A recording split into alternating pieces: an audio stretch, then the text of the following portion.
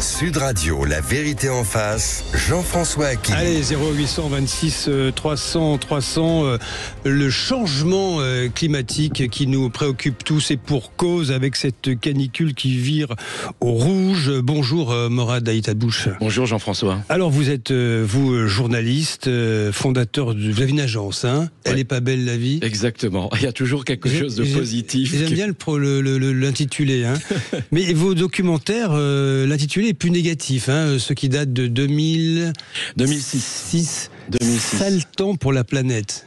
Alors, en fait, est-ce qu'ils sont réalistes ou est-ce qu'ils sont pessimistes ? Est-ce que la réalité nous a rattrapés ? Je m'engage, un réaliste. Vous avez été, j'ai dit tout à l'heure, abusivement lanceur d'alerte, vous n'êtes pas un militant, le point levé, etc. Vous êtes quelqu'un qui nous fait découvrir les choses, et vous le faites plutôt bien. Pardonnez-moi de vous passer un peu la pommade au passage, parce qu'en fait, vos documentaires ont été quand même visionnaires. C'est très tôt que vous êtes arrivé sur ces sujets.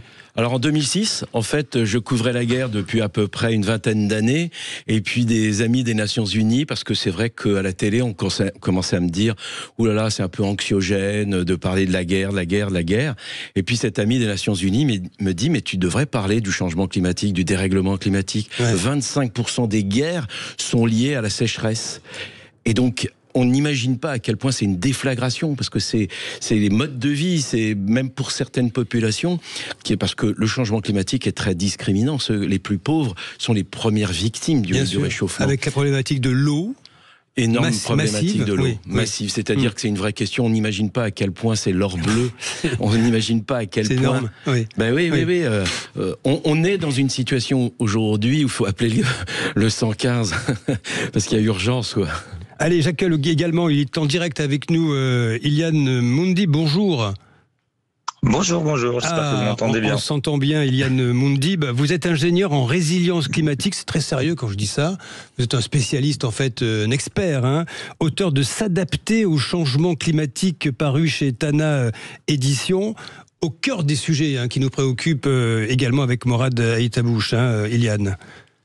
C'est ça, exactement. Moi, mon métier, c'est de travailler non pas sur la décarbonation, qui est un sujet absolument essentiel, puisqu'on ne pourra pas s'adapter si on va beaucoup trop loin dans le réchauffement climatique.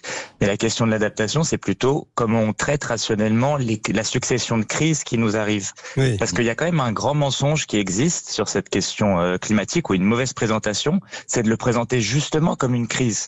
Ce n'est pas une crise. Le changement climatique, il est arrêtable, mais irréversible.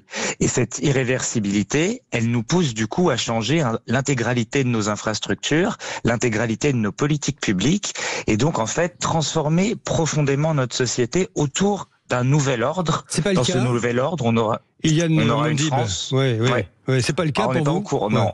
Non. Ah non, là, c'est certainement pas le cas, et je pense que vous pouvez le sentir dans votre chair un peu partout en France, qu'il y a d'énormes chantiers à réaliser. Par exemple, l'un des premiers qu'il faudrait qu'on réalise, c'est qu'on désimperméabilise nos villes. Nos villes, ce sont des radiateurs qui chauffent en été et qui chauffent quasi uniquement en été. C'est ce qu'on appelle l'effet îlot de chaleur urbain. C'est le béton, en fait. Le béton, il va absorber un excès de chaleur et il va le restituer tout au long de la journée, mais en particulier la nuit. Ça s'appelle une canicule. Et quand vous êtes en canicule, c'est là où vous avez les dangers sanitaires les plus importants, puisque là, il y a des problèmes de récupération du corps, notamment la nuit. Donc, il y a énormément de chantiers comme ça. Si je peux retraduire, en fait, quand on fait une analyse de risque climatique, on analyse à la fois comment le climat va évoluer sur une zone avec ses aléas, les 3 aléas principaux. Oui, les 3 aléas principaux, oui.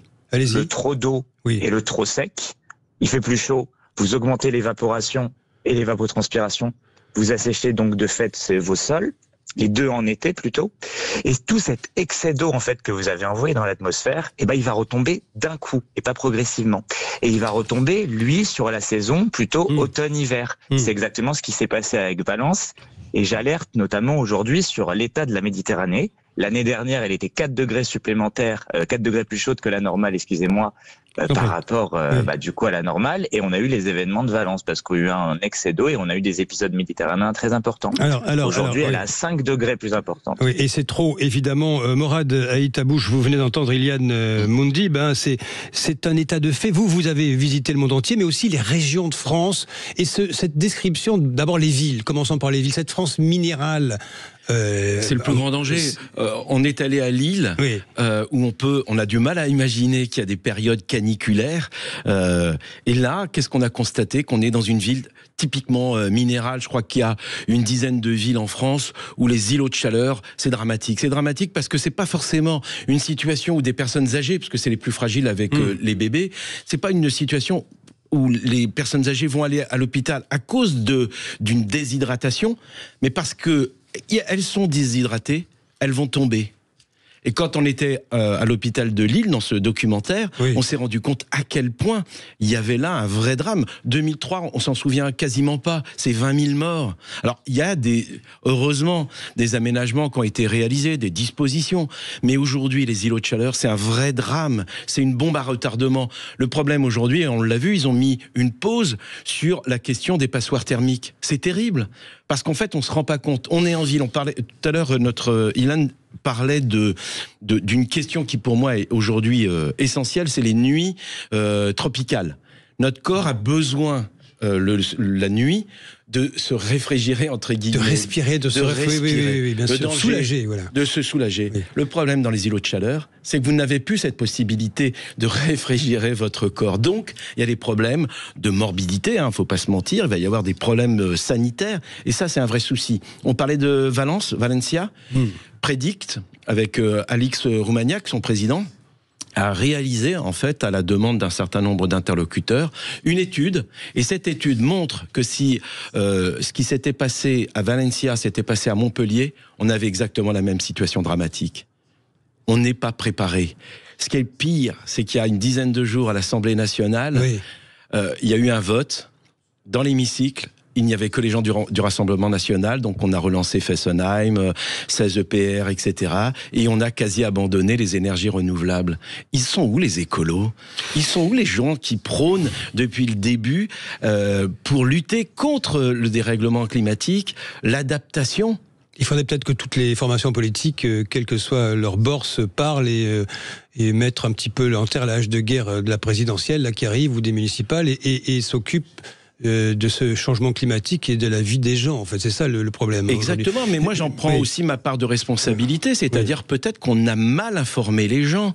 Aujourd'hui, la question, elle n'est pas partisane. Pourtant, on en parle beaucoup quand même. On en parle beaucoup, mais peut-être pas suffisamment bien. Alors, attendez, oui, on a mal informé les gens. On va venir là-dessus. Je vais vous faire réagir tous les deux, puisque je saisis la balle au bon par Morad Haïtabouche. Vous évoquez ce que disent les politiques. Vous évoquez le RN à l'instant, le Rassemblement National. Messieurs, je vais vous soumettre ce qu'a déclaré hier Marine Le Pen, tout simplement, en publiant un communiqué sur X. Elle dit « Il est grand temps que la France déploie un grand plan d'équipement pour la climatisation. » Elle promet que si elle est élue, enfin du moins si le RN arrive au pouvoir, qu'elle le lancera dès l'arrivée. Elle dit en substance surréaliste de dire à des familles d'arrêter de travailler du jour au lendemain. Les écoles ne peuvent plus accueillir nos bambins et parce qu'il n'y a pas de clim. Iliane Moundib là-dessus, la généralisation de quelque chose de clim, c'est en échange sinon on reste dans nos bouilloires d'habitation. Est-ce que c'est une idée raisonnable ? Alors, moi je suis assez effaré quand j'entends ça parce que ça fait quand même un moment qu'on sensibilise aussi. Moi je pense qu'il faut de la climatisation dans les lieux publics. Par contre, la climatisation partout, tout le temps, c'est la pire idée possible parce que c'est ce qu'on appelle de la maladaptation. Pourquoi ? Une clim, ça marche comme un frigo inversé. Or, quand vous avez chaud chez vous, vous ouvrez pas votre frigo. Vous ouvrez peut-être votre frigo mieux, vous avez un coup de froid, mais ensuite votre frigo il va surtourner et donc il va recréer de la chaleur. Les climatisations, c'est exactement la même chose. Vous allez refroidir une pièce intérieur, mais vous allez augmenter l'effet îlot de chaleur urbain. C'est une source de chaleur locale. Oui. Et je rappelle que cette question de l'adaptation et les questions du climat sont des questions systémiques. La faune, la flore n'ont pas la climatisation. Or, aujourd'hui, ce qui se produit, c'est que nos forêts en France sont en train de décaisser, d'enlever du carbone. Elles en absorbent 50% de moins par rapport à une décennie. Pourquoi ? Parce que le changement climatique va beaucoup trop vite pour elles. Or, 50% en 10 ans, vous dites. 50% en 10 ans. À peu près. Oui. C'est ça, exactement. Parce qu'en fait, nos arbres, ils peuvent pas s'adapter. Et ils prennent déjà des vagues de chaleur beaucoup plus importantes. Et eux, ça se cumule aussi avec la sécheresse des sols et les excès d'eau qui les affectent tout particulièrement. Et il n'y a pas que nos forêts. Il y a aussi nos forêts marines. Je parlais de la Méditerranée il y a une seconde. il y a les herbiers de Posidonie. Les herbiers de Posidonie, c'est des écosystèmes qui séquestrent 10 à 40% de notre carbone de tous les pays de la Méditerranée. Sauf que ces herbiers, ils sont impactés par l'augmentation de température en particulier. Il y a des canicules marines, d'accord ? Exactement comme on a des canicules aujourd'hui, qui marchent en fait comme des feux de forêt marins. Et de plus, on a des développements d'activités économiques hyper performantes, mais du coup qui détruisent tous ces tampons du changement climatique. Notamment ici, c'est tous les bateaux qui vont mouiller un peu n'importe où et qui vont détruire ces herbiers-là qu'il nous faut préserver. Et donc, en fait, vous voyez que cette question du climat, on ne peut pas la prendre uniquement toute seule. Si on la prend uniquement toute seule, on va faire de la maladaptation et on va solutionner un problème pour en créer un autre à côté. Puisque si vos villes sont plus chaudes, vous allez avoir besoin de plus de climatisation. Ouais. Plus de climatisation, ça veut dire des villes encore plus chaudes. Ça s'appelle une boucle de rétroaction positive. Oui, il faut prendre tout le problème dans le spectre le plus large possible. C'est ce que vous nous dites. Hein. Exactement. Ouais. Et par exemple, les députés du Rassemblement national ont ralenti énormément sur la question de la rénovation thermique. Alors que c'est la première chose à faire. Il faut qu'on rénove nos bâtiments au trop chaud, les adaptant au trop chaud pour limiter l'impact du coup de ces événements caniculaires, mais aussi sauvegarder beaucoup d'argent sur les factures énergétiques. Le coût de l'énergie est absolument démentiel et il y a plein de problèmes qui sont liés à ce coût de l'énergie, mais on peut faire baisser la facture de tout le monde avec une rénovation thermique et puis répondre à la question aussi des passoires énergétiques, puisque les passoires énergétiques d'hiver deviennent des bouilloires en été. Morad Aït-Habouch, on va marquer une pause, mais juste un mot. On parlera de la communication ensuite. Est-ce qu'on en a dit assez? Est-ce qu'on en a fait assez? On vient d'entendre ce que dit, c'est très intéressant, Iliane Moundib, sur... Il y a toujours cet aspect finalement fin du mois contre fin du monde. Hein. C'est toujours le même débat, hein, au fond. Oui, au fond, c'est toujours le même débat, mais quand on parle de la fin du monde, faut pas oublier que c'est l'humanité qui est en jeu. La planète, elle va survivre, elle va nous survivre. Elle va nous survivre, oui. C'est ça, en fait, la vraie question. Et aujourd'hui, quand on parle des herbiers de Posidonie, quand on parle des forêts, il faut aussi parler des zones humides. 90% des zones humides dans le monde sont impactées, sont dégradées. Or, on a les herbiers de Posidonie, on a les forêts tropicales humides, on a évidemment les zones humides. Sans elles, sans ces écosystèmes, malheureusement, la hausse des températures va exploser. Et c'est ça qui est le plus terrible. Allez, face au changement climatique à suivre, 0826 300 300, dans la deuxième et dernière partie de cet entretien de La Vérité en face. À tout de suite. Sud Radio, La Vérité en face, Jean-François Akili. Nous sommes tous face à la canicule dans La Vérité en face et nous échangeons avec Morad Aït-Habouch, journaliste, fondateur de l'agence Elle est pas belle la vie, et puis il y a surtout votre belle série de reportages depuis si longtemps, depuis 2006, vous m'avez dit, j'avais écrit 2007, c'est 2006 en fait, Sale temps pour la planète. Et avec vous également Iliane Moundib, vous êtes ingénieur en résilience climatique, vous êtes un vrai expert en la matière. Je vous pose une question à tous les deux. Je vais vous commencer par vous, Iliane. Est-ce que, et c'est Morad Aït-Habouch qui a soulevé la question tout à l'heure, est-ce que nous informons suffisamment bien les populations? Je ne vais pas dire les Français, c'est un phénomène mondial. Les populations, les citoyens sur ce changement climatique? Moi, je pense pas. Je pense qu'on est très loin du compte là-dessus, en particulier parce qu'il y a beaucoup de confusion entre ce qu'on appelle un fait scientifique et un débat, quelque chose qui peut être débattu. Donc, ça va faire beaucoup de vues, par exemple, d'inviter des climato-sceptiques notoires et donc d'avoir du coup un débat contradictoire avec quelqu'un qui est un scientifique reconnu. Donc ça fait des vues, ça fait du clivage. Sauf que malheureusement, le changement climatique est un fait scientifique avéré, autant que le fait que si vous lâchez votre téléphone, il va tomber par terre. Et donc il y a des débats qui ne méritent pas, en tout cas, du clivage sur le constat. Après, on peut bien sûr s'engueuler sur les solutions. Moi, ce que je soulignerais aussi, c'est une question que le changement climatique est toujours traité beaucoup trop, de mon point de vue, uniquement sur le point de vue de la réduction. On essaye, il faut réduire, mais l'adaptation est un chantier tout à fait fondamental. Et ce que je soulignerais aussi, et c'était pour poursuivre le propos que j'avais commencé tout à l'heure, c'est que le changement, le risque climat, c'est l'évolution du climat, mais c'est aussi nos vulnérabilités sociales. J'en ai cité une, le béton, c'est-à-dire qu'on a des organisations, on a une forme d'aménagement du territoire qui augmente les risques. Or, pour revenir à la citation de Marine Le Pen que vous avez donnée, Marine Le Pen a torpillé et essaye de torpiller le zéro artificialisation nette. Or, en France, on construit 20 000 hectares par an, ça fait 20 000 terrains de foot, et ces 20 000 hectares, c'est des zones où le risque climatique augmente, parce que du trop chaud et également du trop d'eau. C'est-à-dire que quand vous avez un sol bétonné, il n'est pas capable de recevoir un excès d'eau qui lui tombe dessus, l'absorber. Donc c'est la topographie qui va décider quelle zone sera inondée. Et donc cette question du climat, en fait, cette question de l'adaptation, c'est une question de mise en sécurité sociale, à la fois de nos besoins.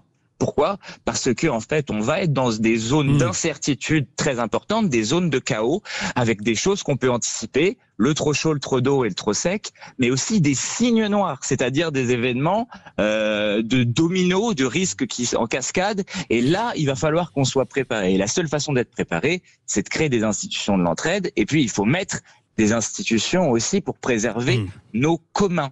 Lorsque vous avez une catastrophe, le premier réflexe qu'on va avoir, c'est que le groupe le plus puissant accapare la ressource dans la pénurie. Je donne un exemple, la question de l'eau. L'eau, elle est partagée partout, et quand vous avez par exemple plusieurs agricultrices et agriculteurs qui sont dans la même nappe phréatique et qui n'avaient pas de problème d'eau avant, mais que cette nappe, elle commence à être moins remplie, ou le débit du cours d'eau, et ben la seule chose à ne pas faire, c'est ne surtout pas autoriser la plus puissante corporation agricole à faire ce qu'on appelle des méga-bassines. Qui doit être instaurée. C'est-à-dire, voilà, parce que sinon c'est un dilemme du prisonnier géant. En fait, si vous autorisez des personnes à accaparer dans la pénurie, vous êtes dans un cercle vicieux où la pénurie est encore pire que celle d'avant. C'est exactement le phénomène que vous avez eu, si vous vous rappelez, au début du Covid.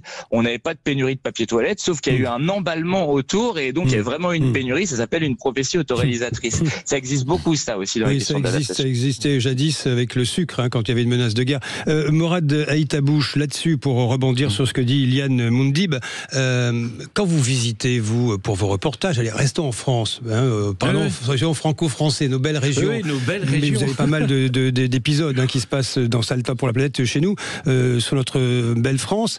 Morad Haïtabouche, est-ce que les élus locaux vous semblent dépenaillés, débarrassés des oppositions politico-politiciennes, si je puis dire, et arrivent à parler d'une même voix pour essayer, comme le dit Iliane Moundib, trouver des solutions pour essayer d'embrasser les problèmes, essayer d'évoluer là-dessus? Alors, d'une manière générale, la réponse est catégorique, non. Non. On va pas vous mentir ici. Non, malheureusement. Non. Mais je suis à Caen en ce moment pour un tournage sur la Normandie. Et à Caen, il y a eu un énorme projet sur la presqu'île. Ville minérale, quand même, Caen. Hein. Ah oui, ville minérale qui a été bombardée pendant la Seconde Guerre mondiale, reconstruite, etc. Mais il y a une presqu'île qui est abandonnée, puisqu'avant c'était la zone portuaire, etc. On est dans la zone de l'estuaire. Et il y avait un énorme projet immobilier, 4000 logements. La ville de Caen a décidé de faire pause. Pourquoi ? Parce que Stéphane Costa, qui est un ingénieur géomorphologue, a donné les chiffres, les nouveaux chiffres de la montée des eaux, qui sont évidemment une conséquence du dérèglement climatique. Ils ont mis une pause. Ça veut dire qu'ils ne veulent pas rendre encore plus vulnérables des lieux de vie des populations. C'est ça qui est important. Donc ça veut dire qu'aujourd'hui, nous à chaque fois d'ailleurs sur Saltan pour la planète, on a les gens qui sont en première ligne, on a évidemment les experts qui nous donnent une projection, qu'est-ce qui va se passer demain, mais on a aussi les élus. Est-ce qu'ils agissent ? Ou pas. Et à chaque fois, et c'est franchement ce qu'on fait d'ailleurs dans la chronique Comment va la planète sur Sud Radio le dimanche matin, c'est qu'on essaye toujours d'interroger, de rencontrer des gens qui agissent. Parce que c'est la seule façon d'embarquer tout le monde dans l'idée que l'intérêt général, et c'est pour rebondir à ce que disait Ilan, l'intérêt général doit prévaloir aujourd'hui. Il faut arrêter d'être dans une logique individuelle. Si on n'agit pas de manière, concertée, on va dans le mur. On y va déjà. Quand on voit ce qui se passe dans le monde avec Donald Trump, qui lui a appuyé sur stop, mais pas pour dire on arrête d'artificialiser. Lui, il a dit stop, tout ça c'est bullshit. Que le business. Mais moi, j'avais rencontré Arnold Schwarzenegger à l'époque, il était gouverneur de Californie.